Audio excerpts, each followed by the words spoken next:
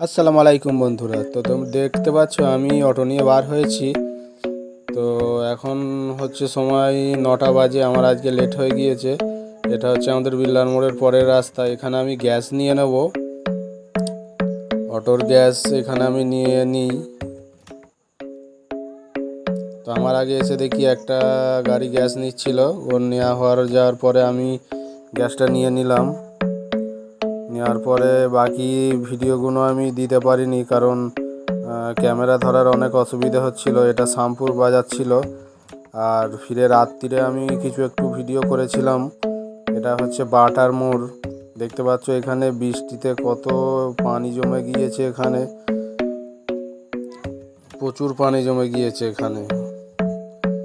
এটা হচ্ছে বাটার মোড়। আর বৃষ্টি তবুও হালকা হালকা বৃষ্টি পড়ছিল।